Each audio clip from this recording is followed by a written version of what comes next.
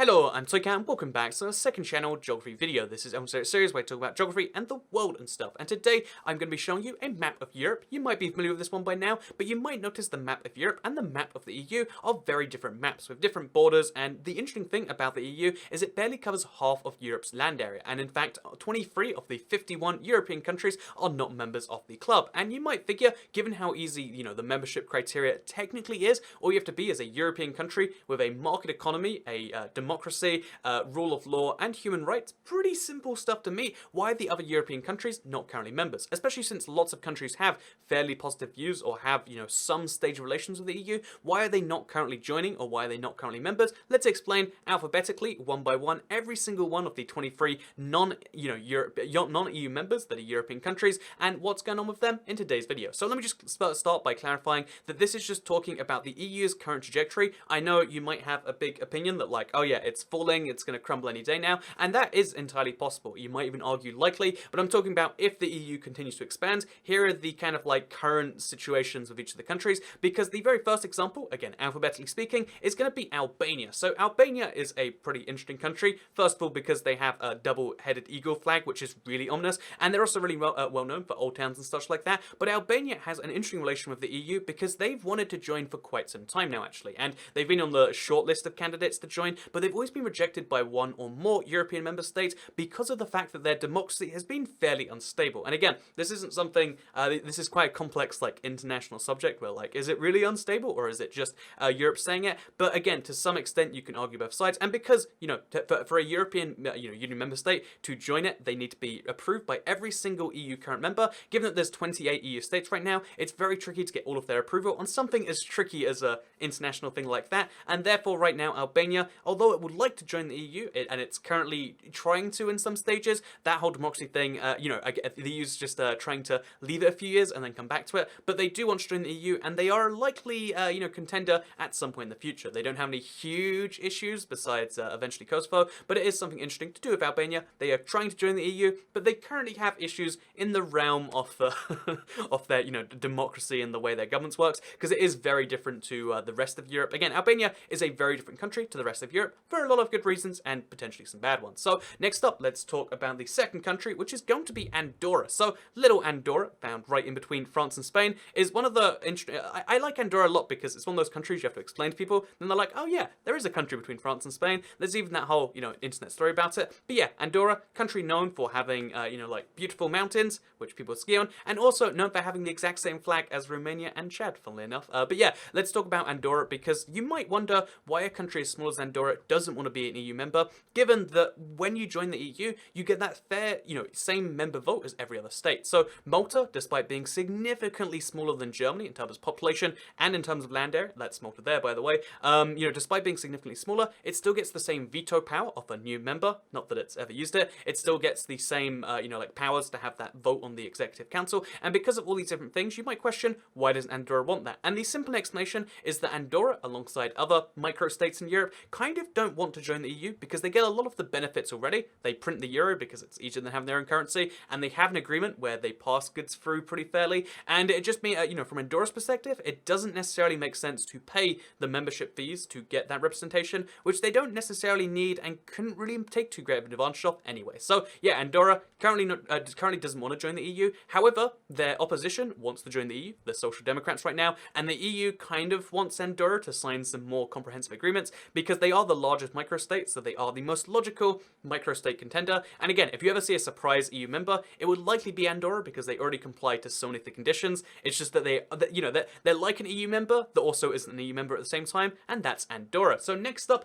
we're going to be moving on to Armenia, all the way in the Caucasus. So Armenia is very debatably not European because the line for Europe is generally stated to be along these mountains along here, which allows a little bit of Georgia and a little bit of Azerbaijan to be technically European, alongside some of Kazakhstan, because it follows.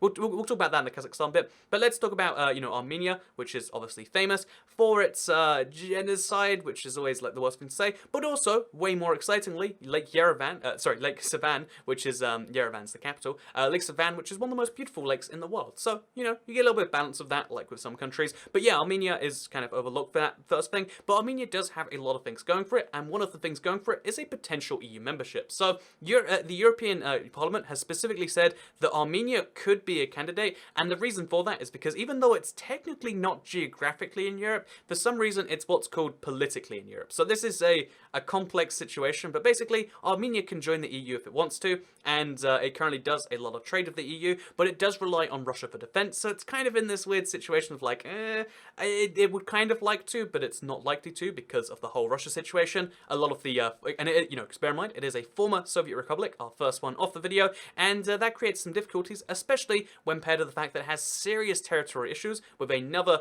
potential EU member state, potential EU candidate, I should say, in the form of Azerbaijan. So Azerbaijan and Armenia have some of the messiest borders in the world, so bear in mind, this is technically Azerbaijan, this is technically Azerbaijan too, again, inside Armenia, this is technically Azerbaijan, this is technically Azerbaijan, this is technically Armenia, and there's like like some of the countries have seceded, and it's a mess, so they've got their own flags. But let's talk about Azerbaijan right now, which is of course famous for that one level from Call of Duty 4, as well as the most beautiful towers that are shaped like flames, the first of the kind in the world, and also, interestingly, perhaps to me only, because I talk about the flying stuff, they have the world's most recent 5-star airport. So pretty good job, Azerbaijan. But what about their EU membership status? So first of all, the fact that they have such a big conflict with another, EU potential candidate does cause issues for their membership. They'd likely have to sort that out at the same time as joining, because having territorial issues is a big precontingent to join the EU, but they have other issues first of all, which is obviously the fact that, like, how are they going to join? So right now, because Azerbaijan is all the way over here, disconnected from the rest of the EU by quite a few countries, there would of course be some geographic issues of them joining the EU right now, so it kind of feels like a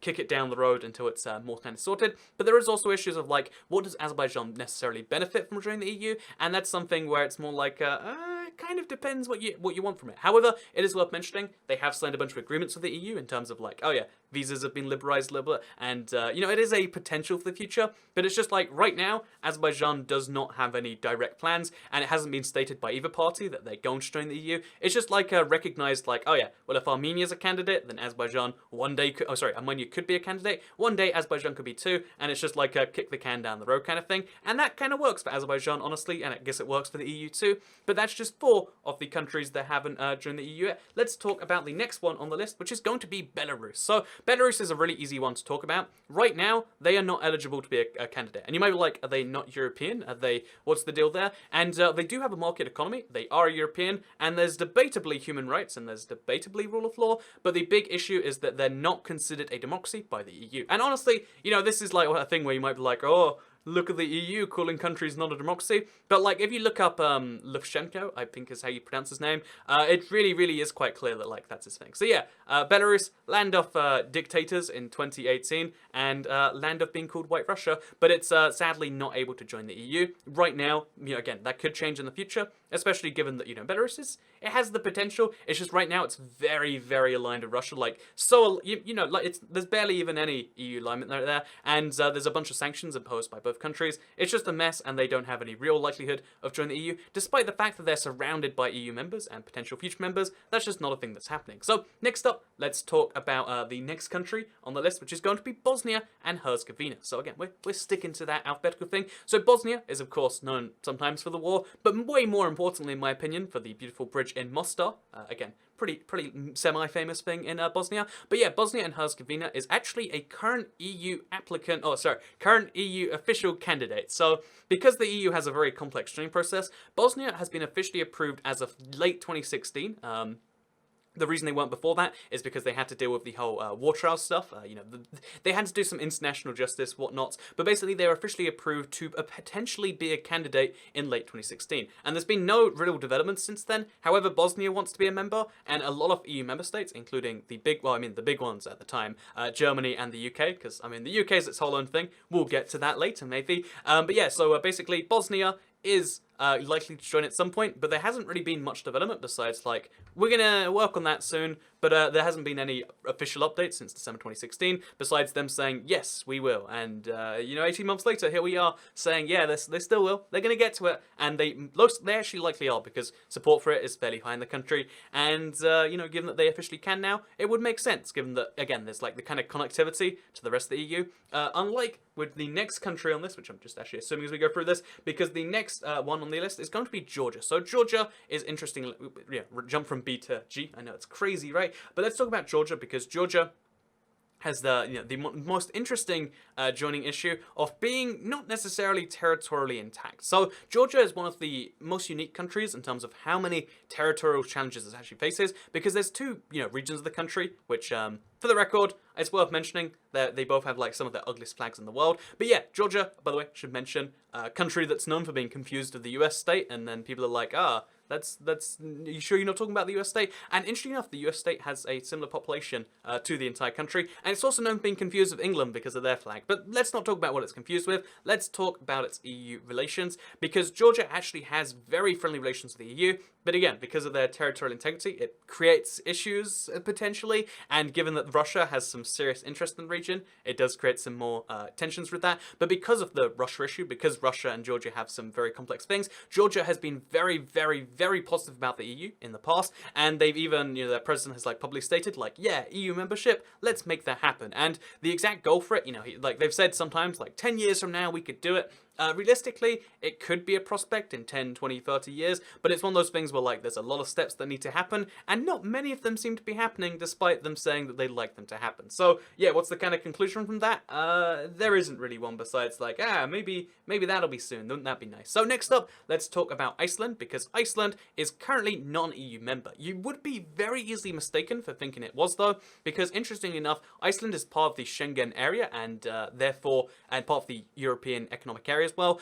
The only thing that is different between Iceland and a full EU member state is the fact that goods are checked before going in and out of Iceland. So yeah, they're basically partly an EU member already, but they have their own currency and they have their own customs border. So you can, if you're a European citizen, like myself, I can enter Iceland free. My bag might have to be checked. Again, realistically, it never, like, it's a very low chance for it being, but goods have to be checked, people don't have to be checked, which is a really weird dichotomy to be in. But anyway, the reason we bring up Iceland is because it's known for having beautiful ponies and beautiful glaciers and for being confused with Greenland. But I wanted to talk about the EU membership status, because it's one of the most interesting examples of being basically in the EU already. Like I said, they're in the EEA, which has, it's a lot of the stuff already, and having negotiated to join the EU, but they stopped in the midst of the financial crisis. The financial crisis is where the start of a lot of anti-EU sentiment kind of came into play, I'd say, and in Iceland in particular, it seems to have gone very strongly. Most Icelandic political parties are not in favour of the EU,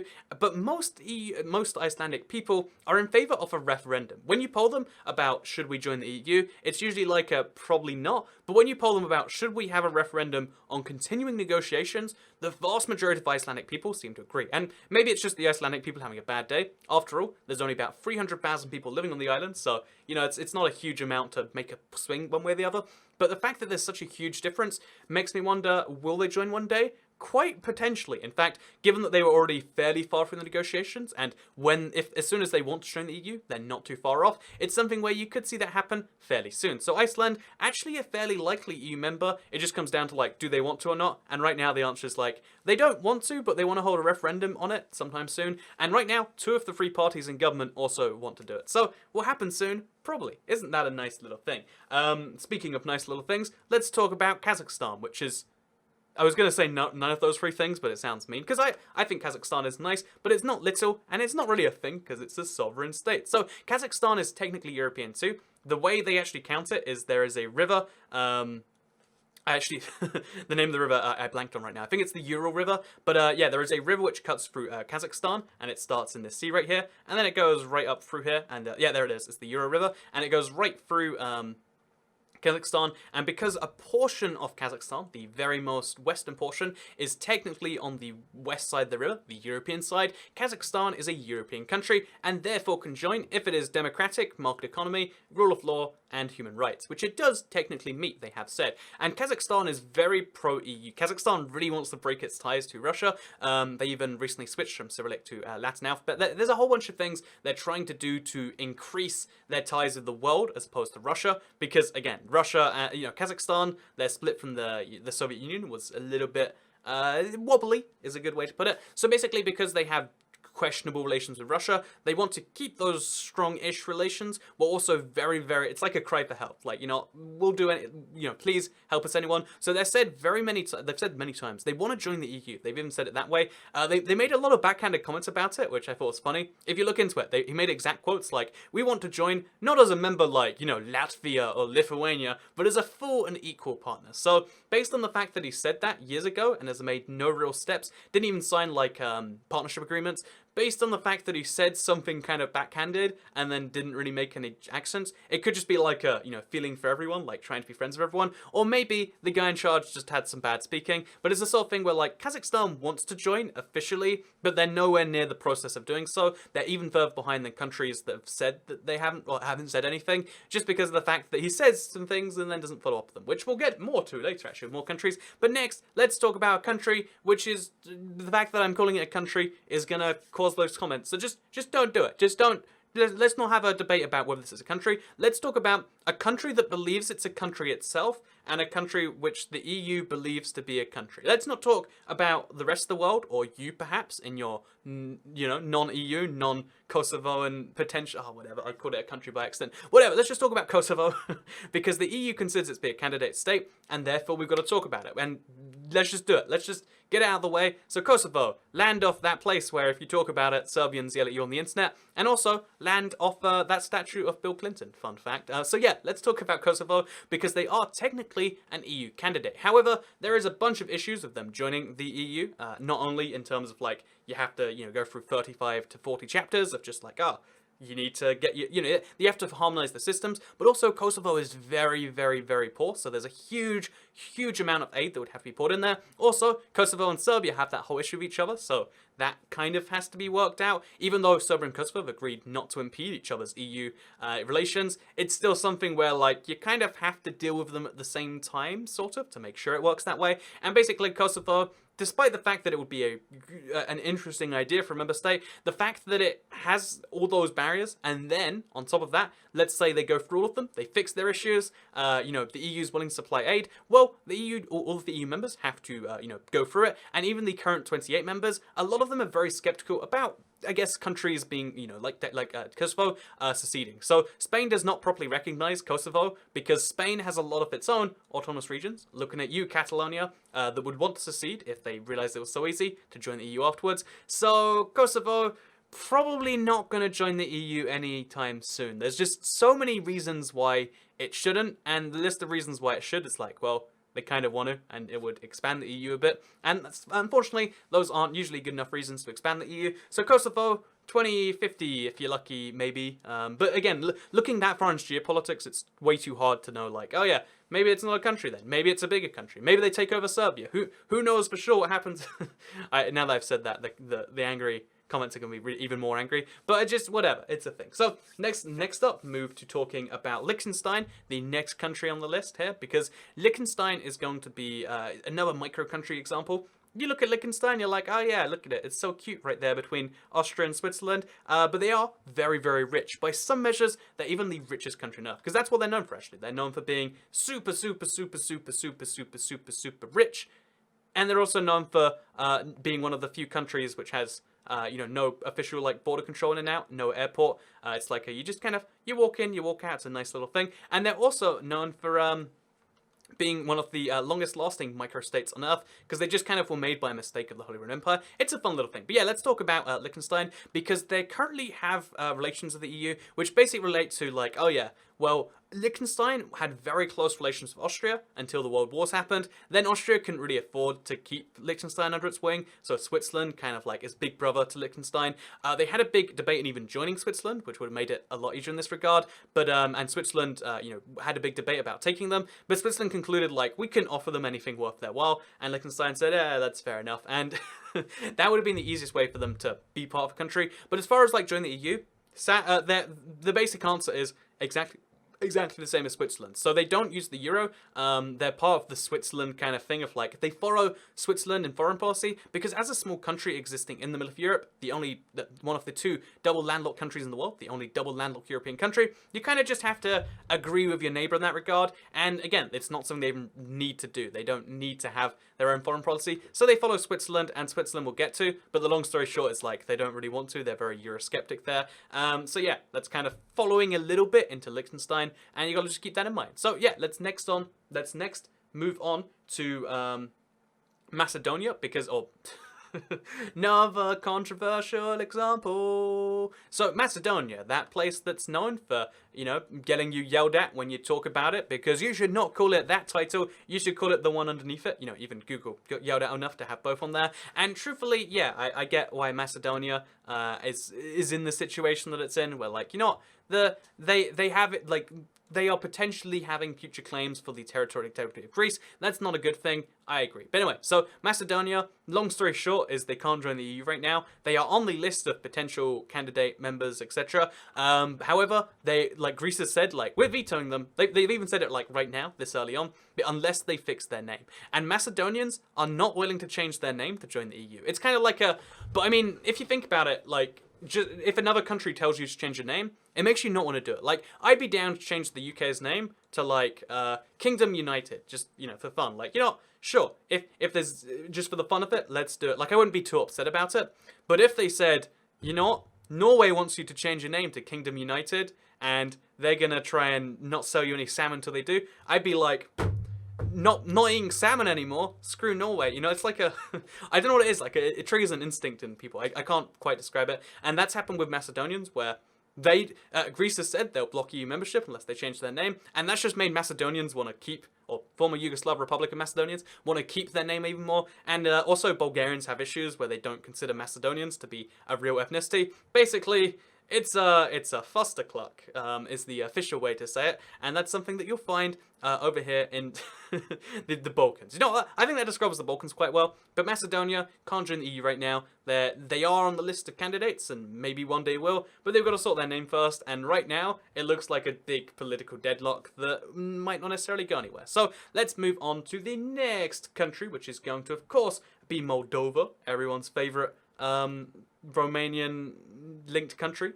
So Moldova, Moldova is a country which is known for having its own separatist republic, and also known for having a bunch of statues of Lenin still, which is a weird little thing when you think about it. So let's talk about Moldova, because they are, by some measures, the poorest country in Europe, and I always feel like people think I'm being mean when I say that. Like, I'm not trying to say they're the worst, they're bad. Being poor is not necessarily being bad in any way. However, their relationship with the world is quite an interesting one. So Moldova doesn't likely have its own path into joining the EU. It does technically have some ties to the EU, and they eventually could join that way. But the most realistic way that Moldova will join the EU is by joining Romania. So this is something that had a very high support rate when Moldova went free from the Soviet Union, but a little bit off, because Moldova was historically separated from Romania by the Soviets and then turned into its own republic. However, a little bit after that, I guess nationalism to some extent kind of rose, and because of that nationalism, they don't want to join Romania because they see themselves as, you know, a national identity has kind of sprung up itself, and therefore Moldovans kind of have a loophole into the EU because they can get Romanian citizenship, which is EU citizenship, but Moldova is not likely to join the EU as itself. It is likely to join as Romania at some point in the future, but it will require a lot. Again, it's one of these things where, like, you need some things to happen.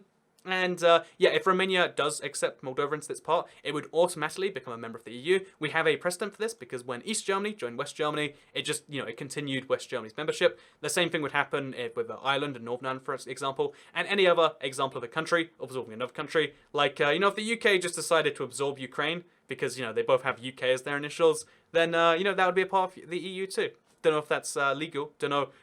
Ukraine, if you want to make a collab, hit us up. But yeah, and with that said, before we go too offensive, let's move on to the next example, which is going to be Montenegro. So Montenegro is known for beautiful beaches with airports attached to them sometimes, and also still having a royal family, a pretty wacky one actually that looks like this. But anyway, let's talk about Montenegro, because Montenegro is, you know, one of the smallest countries that has the potential to join the EU that isn't a micro country. So they have a population of about 500,000, and a lot of people know them because they used to be part of Serbia and Montenegro, which was the kind of successor state to Yugoslavia, which included all the countries around them, which are now separately kind of trying to join. And yeah, Montenegro is technically right now the furthest in the process. A lot of people say this because of my Serbia video. However, the likelihood of them joining soon isn't too great. Their current estimates are like 2025 maybe, and the highest prospect of Montenegro joining is with Serbia in 2030. However, with Serbia whenever they both can do it, which again 2030 is a good estimate. So let me just quickly talk about the Montenegrin kind of thing, because it's interesting that we have a country which is actually very likely to join soon, but the steps between even, this is one of the furthest along the process, but the steps between now and there are still quite high. They have to meet fiscal requirements, which they're not necessarily perfectly doing right now. They have to close another like 20 something chapters, so there's a big old list of things they have to go through. Then on top of having to close all the chapters, on top of having to meet that, they're using the euro without being allowed to. So right now, the currency of Montenegro is the euro. It used to be, I believe, the Deutschmark, but then the Deutschmark changed, and basically they also had their own currency at one point, and then they had the Serbian currency. They've had a lot of currencies in their history, but I wanted to talk about their current currency of the euro, because the euro currency is something that is reserved for eurozone states or countries that have an agreement with the EU, such as Andorra or such as the Vatican, for instance. And Montenegro didn't have one of those. It just kind of started using euros and said, this is our currency now. So that's actually a big issue. The ECB, the European Central Bank, is not a fan of that, and they've said there will have to be consequences before Montenegro joins. And that's like a super ominous thing to say, To me, it's almost like the whole example of like Macedonia, where it's like, ECB thinks consequences? Screw you, ECB, I'm burning my euros. But fortunately, the people haven't done that yet, and support for the EU is very high, and they're likely to join in the next decade or two. So there we go. Happy story at the end here, rather than, political differences, so I guess we'll see when that happens.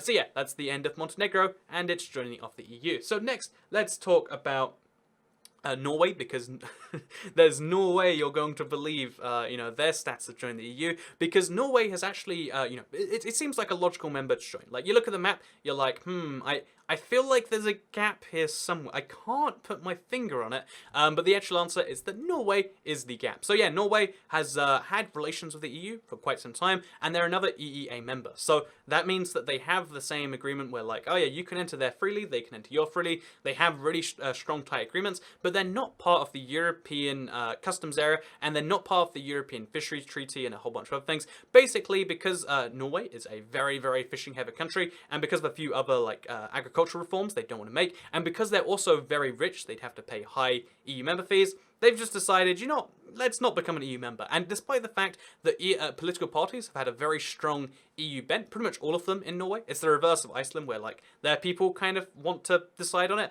The Norwegian people definitely don't want it. There was 2 referendums on EU membership, and they were both very close to 50-50, but they decided no, and then they stuck with no, and that's kind of where we are right now. In the future, they likely will have a referendum, maybe in like a post-fish world or a post Norwegian oil world, but I guess fish and oil maybe, but until then, Norway is not likely to join because there's a lot of downsides potentially to joining, especially for its fisheries. Personally though, I feel like their current situation is tricky because it leaves them in the boat of like, oh yeah, well, they don't have a direct say on the laws they have to follow, but on the other hand, they only have like 10 MEPs anyway, so it's kind of like swings, roundabouts, goes all the way around. Should Norway join the EU? Probably not, probably so. You can have arguments on both sides. I would wager no, and I'd wager it won't join the EU until some big event makes it worth its while. So with that said, let's move on to the next one here. The list keeps continuing. I know this video is at 28 minutes. It's a super long one, Does everyone like a little bit of a long form video? We can talk about the EU and its future in extreme depth today. But the next country is a big one. Did you get it? Because it's Russia. It's the biggest country on Earth by land area. But yeah, so Russia, country that is known for Slavs, and is that good enough? So yeah, let's talk about Russia. Sorry, I'm going to offend some people with that. But no, I've actually been to Russia. Beautiful country that is in a lot of ways, I feel like it's very, very underrated by the world, and a lot of people think of it as being like the whole like Putin thing. But the truth is, most Russian people just kind of do their whole thing, regardless of where they live in the country. But yeah, let's talk about Russia and its EU membership status, because you might figure like this is the easiest open shut case in the world, right? Like the EU is a political force designed to oppose Russia. It's kind of like asking like, how about if, you know, the force of death joins the X-Men or something? Or like, you know, will Satan ever join up with Jesus for like, you know, like a crossover movie? And it's like, well, I mean, actually, you know what? That'd be a cool movie, wouldn't it? But it's a similar thing where like you can't have opposite powers on the same side. It's like saying, will Russia become a state of the US? No, that's not a thing that can happen. Except realistically, there is a tiny prospect of the EU and Russia getting together. Why is that even a thing? Well, basically, Russia, you know, actually had very close relations with the EU for quite a few years in the early 2000s. Potentially, they could have built some close economic ties, and one day they could have joined the EU. In fact, the Italian Prime Minister, it's the one that no one likes, he even said at one point, they're like, oh yeah, I'd really like for Russia to join the EU one day, and they can officially join. They are European, but it is something that's just kind of listed as like, well, I mean, Russia does, and you know, Putin has said, it's not in Russia's interest or the EU's interest for Russia to join the EU. And again, maybe Russia changes. In fact, Russia is quite prone to having big revolutions and changes over the years. But I don't... It's like the least likely country on this list. It'd be nice. We'd get this map out of it. Wouldn't this be nice? Look at this. Russia is literally the same size in terms of land area than all of the EU current. In fact, it's bigger.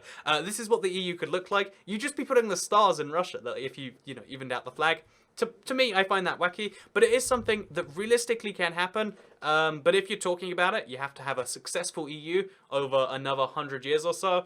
And so, for the purpose of your life, because you're watching this video, and you probably won't live to 150, Russia won't join the EU in your lifetime, unless something drastic happens, you know, fallout happens. So with that said, let's talk about the next country. See, easy move on, which is San Marino. So easy example here. San Marino, microstate, pretty much the exact same example as Andorra, high membership fees, and they're kind of reluctant to. They've had discussions about joining before, and they do use the euro, but it's not looking too likely right now. Look at that. That was easy. See, easy stuff. Next up, we're going to talk about Serbia. Made a whole video about Serbia, but long story short is they're looking like one of the most likely countries to join soon because they have most of their issues ironed out. They just, and again, right now, they're powering through like chapter after chapter. They set a goal of joining the EU by 2020. The EU set a goal of them joining the EU by 2025, and realistically, somewhere in the late 2020s, them and Montenegro will join together, or if Montenegro hasn't finished by then, they haven't had their consequences, then Serbia will join by itself in the near future, in about a decade, potentially less time,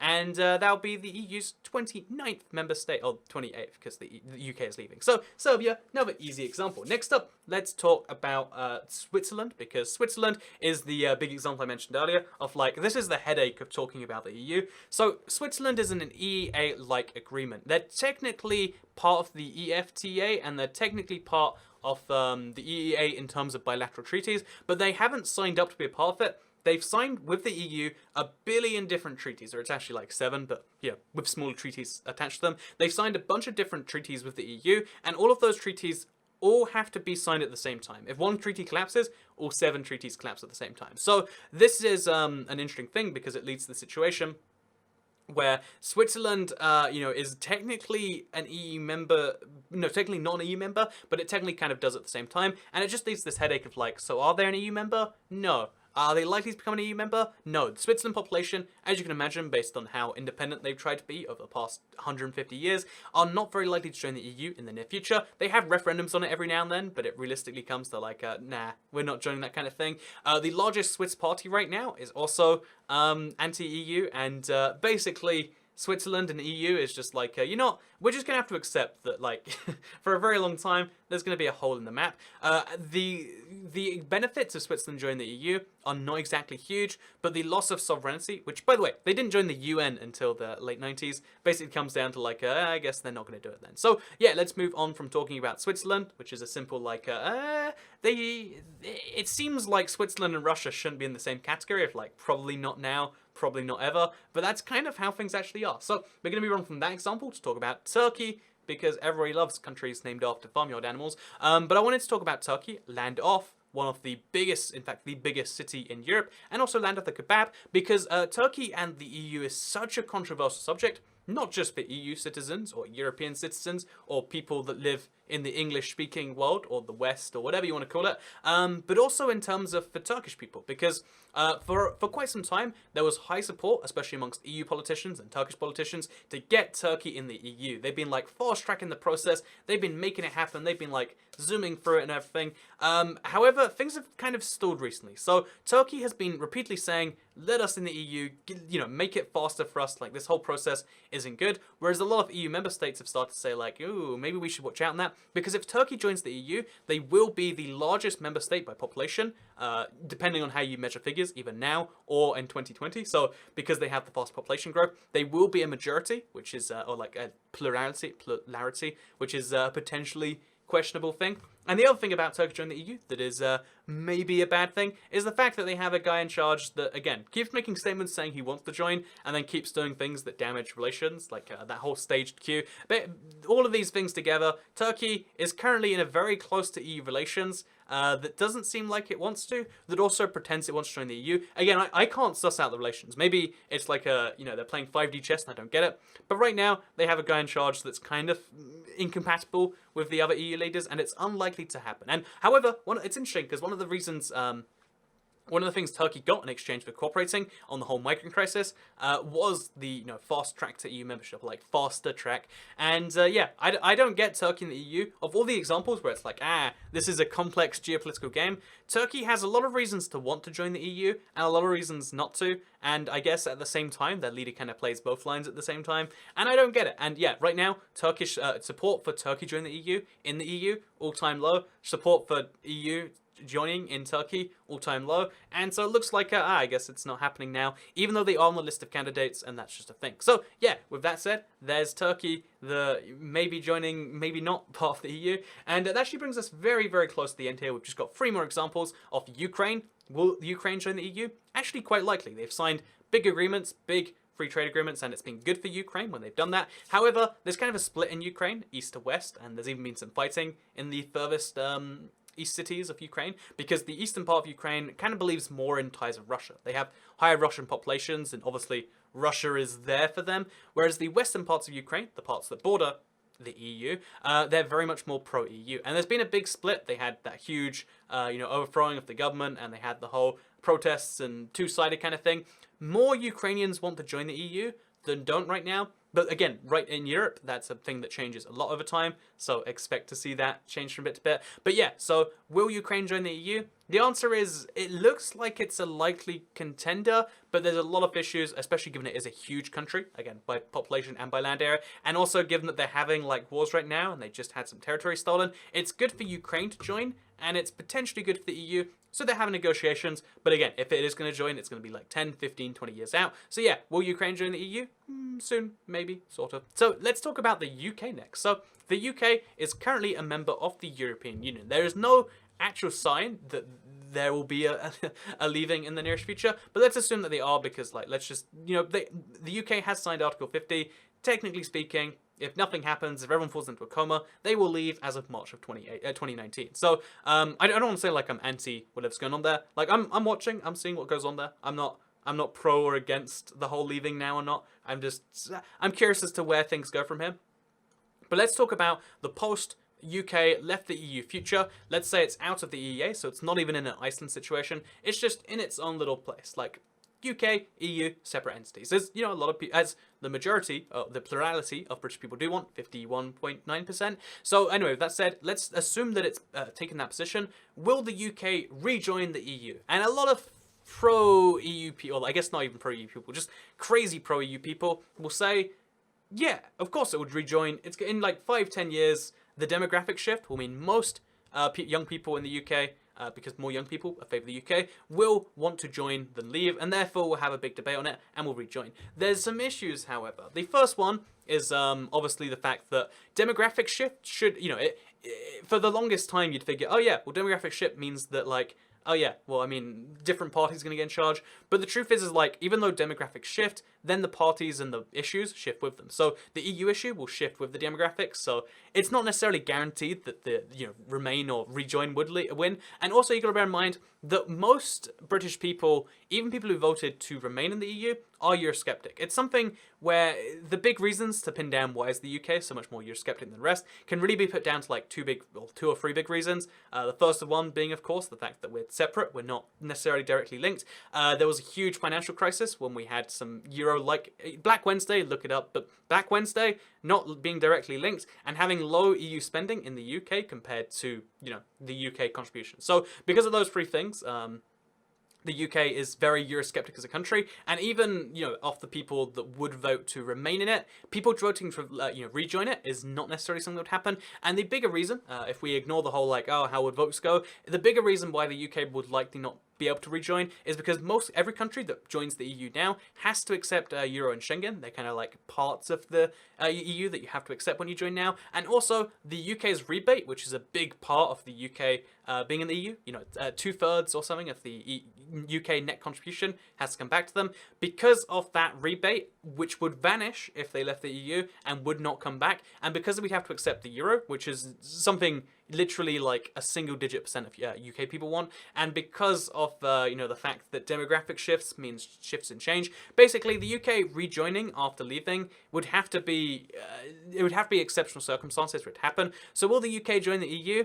If we leave, probably not. However, I will say one of the likely leave options, like surprise last-minute things, is EEA style thing. And if the UK went to EEA style membership, I imagine that eventually there would be a rejoining. But if it's a full break and things go well, then probably not. And if it's a full break and things go badly, then it would still take many, many decades. So with that said, let's talk about the final country. You might be like, no, Toycat, you went over every single European country. I looked, you went over all the Soviet republics, you went over Turkey, you even went over the Balkans, and you didn't manage to offend everyone. Actually, who am I kidding? Everyone's offended. You went over all the microstates, except did you? No, you didn't. You missed out Monaco, by the way. Which, for the record, like, it's got the whole citizenship issue. But the most interesting example is actually not the example of Monaco. It's the example of the Vatican City. So the Vatican City is the smallest country in the world by land area. It is literally this small. It's an enclave inside of a city inside of Italy. And the Vatican City is not eligible to join the EU. It's my favorite example where, like, they're not eligible to join because, one, they don't have a democracy. They have a religious... It's technically a monarchy where it's like an elected monarchy, but still not a democracy technically speaking. So misses that one. Not technically a market economy because they don't really have any functioning economy inside this area. And yeah, basically the Vatican City is not eligible to join the EU, even if they wanted to. And I just think that's a fun little fact that, like, oh yeah, Holy See / Vatican City. Guess what? Can't join the EU. Sorry about that. Maybe you should have a democracy next time and a real market economy, you commies. So yeah, with that said, I hope you'll enjoy this video. This has been one of the longest ones I've made in a while on this channel. A whole 42 minutes. I think it's pretty late actually here, so I need to like go get sleep or something now. I hope you'll enjoyed it. Let me know what you think of the super, super long format. Maybe you thought I slurred some words. Maybe you're upset I missed Monaco. What? Maybe you're upset that even now, even though I've acknowledged that I've missed Monaco, I'm just pretending like it's a nothing thing. Let me know what you think about that. And if you did make it this far into the video, why not check out the subreddit r/Toycat, reddit.com/r/Toycat, that is the subreddit for all the Toycat videos. We post most of the border videos there, and I really like reading the comments there because generally, again, there's less of a YouTube comment issue like you always find on YouTube videos. So check out reddit.com/r/Toycat, and also if you agree with the whole Flatter thing and you haven't signed up yet, I'll leave a link to that down below as well. Flatter is of course the way where you can have a like monthly subscription to the whole internet. I think it's a good way, rather than encouraging you to like go check out my Patreon and be like, why don't you give me money? And you know, again, as long as this channel doesn't need a Patreon, I'm going to try not to have one. But rather than being like, yeah, give me some money, it's more like, you know, give everyone you watch some money to help fix the ad problem without having to go through ad block or having to do whatever. Maybe it's something you consider, maybe it's not. But anyway, hope you'll enjoy the video. Thank you for watching 43 minutes, and I hope you enjoy the rest of your day because I need to go get some sleep seriously now. So, bye.